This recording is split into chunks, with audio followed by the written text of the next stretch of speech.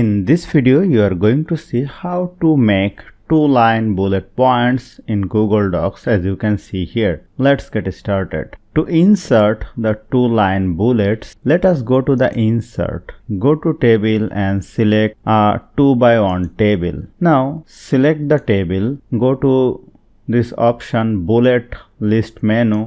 Select the bullet point of your choice. Let us select the first one. Now click on the table box and write here your text. Write also over here.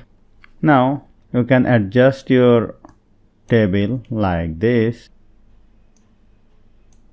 Now select the table. Go to over here. Select the first one, all border. Then go to the border color and choose the white color. And here this is perfect. So hope you found this video helpful. If you like this video, please share this video with your friends and family, and don't forget to subscribe. Thank you.